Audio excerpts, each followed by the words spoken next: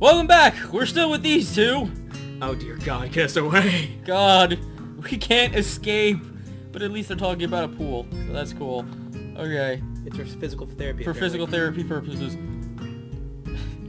Should I just keep reading? Should we stop, like, reading aloud or just talk about things? I don't know. I don't know. It's fun to make fun of the script. It's all I can say. Anyway, all the nursing staff facilities are in there, too! The head nurse's office is on the first floor. Golly gee. You'll be fine from here, right? We'll be going then. See you tomorrow. Finally! Go away! Yeah, thanks. Bye. Don't come back. Please leave us alone for the duration of the game. Thank you. A whole building for stuff that has nothing to do. Rob. A whole building for stuff that has nothing to do with the actual education. I guess it's necessary for a place like this. It's almost as if it's a college campus. It looks like a college campus. It is a college campus. I think it's Oxford University. I walk in hoping that this really will only be a quick visit like the teacher said. On a white door on the left is a green cross with the text, head nurse, and a nameplate. We never read the nameplate, though. Never read the nameplate. Ever. That's rule 1 of the nurse's office. Dr. Insano. We just did it again. We need a video of that one of these times. A voice from inside responds to my knock almost immediately, but I can't quite make it out. It sounds like... Sounds like a bit of an invitation to open the door, so I invite myself further in. The room is not large, and it smells strange. A friendly-looking man turns around on his office chair to face me as I enter. While petting a cat silently. His desk is neat and tidy, but the bin under the table is overflowing with used medical utensils, and there's at least a dozen coffee cup rings lingering on the desk. That's hygienic. Hello there. What can I do for you today? He's a young-looking and sort of rugged, but the dimples in his cheeks wash that impression away when he smiles. Fuzz, get out of my face. Are you the nurse? I failed out of medical school, so I became a nurse. He smiles. There's so many things wrong with what you just said. Yeah, I know. He smiles like a person who has heard this very same question hundreds of times. Why, yes, I am. It says so in the door, no? No, it doesn't. Fuck you. Fuck nameplates. You can call me by my name, or just the nurse, like everyone else, since You're I the don't nurse. have a name. You're the apparently. nurse because you don't have a name. Of course, I shake off my confusion, realizing I probably should grab his extended hand. His handshake is rather firm and friendly. Right, I'm the new student, and my homeroom teacher told me to come and meet you. My name is Hisao Nakai. His eyes light up with the revelation, and he snaps his fingers. Oh, you're that Nakai! Why? I was just reading your file this in the morning. Creepy. Why are you blushing at me? Stop looking at me that way. It's Some creepy. kind of chronic arrhythmia and related congenital heart muscle deficiency, right? He gestures me to sit down in a vacant armchair in front of his desk Alright, bend over. with the smooth Sit down, not jazz playing. Did this just turn into a porno right now, despite the fact it kind of is? Good. You like Martin Gaye? Well, you've probably been briefed about this school enough, so I'll just go over this quickly. Jesus. We have all kinds of facilities. I'm sorry. We have all kinds of facilities available, mostly physical therapy and such. You're the worst nurse. I know. There's always someone from my staff around, even at night, so never hesitate to call us if there is ever a problem. I don't think it picked up, but whatever. The famous 24-hour nursing staff. Wow, this is like a hospital. Well, not exactly. For instance, we don't do brain surgery here. Ha! Ha ha ha! Ha! His joke feels so out of place that I'm left thinking why he even said it.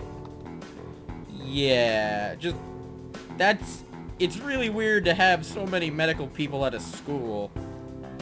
You'll get used to it. I'll do Johnny on Bosch from now on, because he looks like a Johnny on Bosch. I'm not sure of that myself, but I don't let the nurse know it.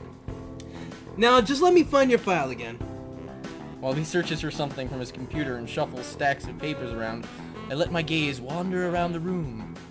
It's the epitome of generic, I'd like to say. Beige walls and ceiling, dark gray laminate flooring, and all the equipment you'd expect from a school nurse's office.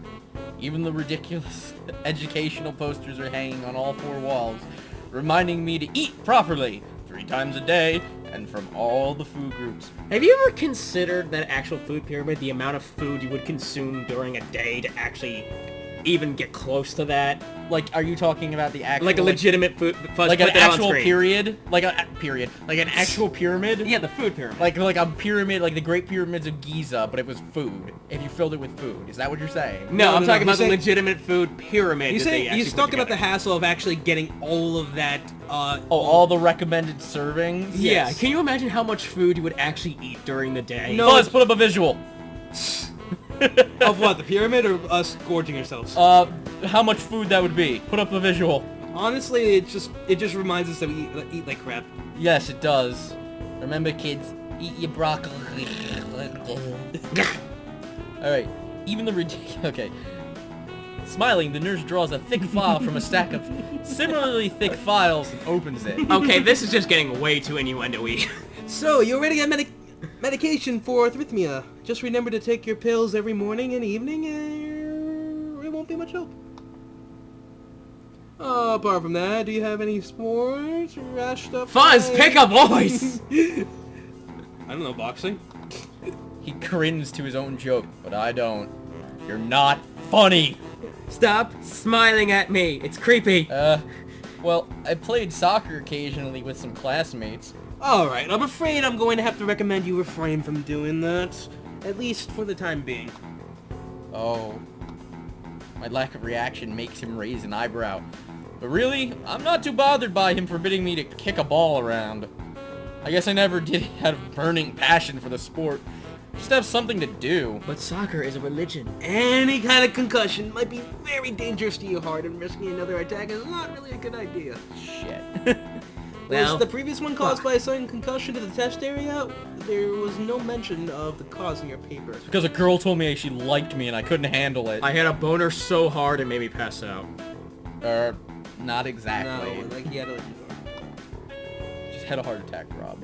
I sidestepped the question acceptably, and he glances at me over his papers with a more serious expression on his face. Like Brock from Pokemon. Still, you need to keep your body healthy, so some exercise would do you good! Why You hear are what you I'm yelling? saying? Why are you yelling? Be serious. Greeting. We have physical therapy and such available, as I said, but I don't think you really need such heavy measures. Just get some light exercise regularly. Brisk walks, even light jogging, jump rope, that sort of thing. Swimming, maybe. There's a pool here. So I was told. But we never do get to see the pool, You do were? we? Very good. No, we don't. We don't ever get to see the pool. Damn it! At any rate, I'm sure you've been told this before. You just need to take care not to exert yourself. Pick a voice. He wagged his fingers to emphasize the point. No need, really. I've heard this 1,000 times already. From, oddly enough, a lot of people who have a ton of different voices at the same time, too. Yeah. Absolutely no unnecessary risks. Just take care of yourself. I want to skydive. Okay. He goes over my papers one more time and sets them on the desk, obviously content. Good. That's it, then. Come meet me if you ever need something. Nice read. I'm ushered out before I even realize it. A quick visit indeed. I end up standing in front of the main building and the auxiliary building, although to my eyes they still look one and the same. It's the first real look I get at the other students, so I watch people coming out of the school, going towards the gate or the dorms. Everyone seems to know where they're going, but I still keep thinking the most of them don't look too special for being students at a special school. Then again, neither do I. Does that make me one of them? Yes. Yes, it does. One of us. One One of of us. One of us. One of us. Okay, that stop. I should go somewhere too, to prevent me from getting lost. It's around dinner time, but I feel tired instead of hungry. The weariness in me only grows as I trudge towards the dorms, set a little way apart from the main building complex. There's a garden of sorts between the school and the dorms. Shrubbery, flowers, and that overbearing smell of fresh cut grass. Crut grass. It's a new breed. Cut grass that fills the atmosphere. Crut sounds like a curse. Yeah, Crut! Doesn't it? Yeah. it does. Crut. That's our new curse word, crut. Ah, crut. It dawns on my tired mind that the smell feels novel because I haven't been outside at all for so long. The dorm building is big and made of red brick. Like the others, it feels way too pompous for what it is. So I push forward, going inside.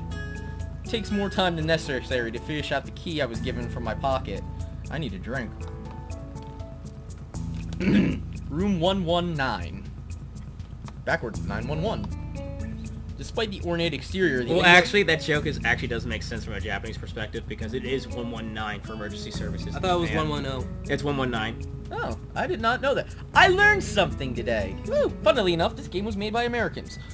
Despite the ornate exterior, the inside of the dorm is fairly new, functional, and boring. Weren't there a couple Europeans that actually wrote this? Maybe. No, it's 4chan. 4chan does not have nationality. Just like in the main building, the halls and the doors are wide to accommodate wheelchairs. The same goes for the elevators at the end of the hallways. I poke my head around the corner of the common room door. Inside, a few students are watching the television. One nods and gives a quick hello before turning back to the TV. Game of Thrones, Game of Thrones. Seems that only the girls around here are sociable. I suppose that's perfectly fine with me. I love me the ladies. Oh yeah. And you conveniently have jazz playing for that. I climb the stairs to the upper floor. Here, small corridors branch off from the main hallway, as corridors often do. Each of these minor halls seems to have a lot of toilets and showers, as well as a toilet and shower. No, there's multiple ones. I said it. I know what I said. I know what I said. Each of them seems to have a toilet and shower, as well as 4 rooms. About halfway down the hall, I spy room 119. The nameplate on the room adjacent to mine are blank. I guess there are just 2 of us here. Light shines from below the door of room 117, so I knock lightly. Oh no. It's time. Hello? Is anyone home? From inside I hear a few movements, then the clicking of way more locks than I thought these doors had.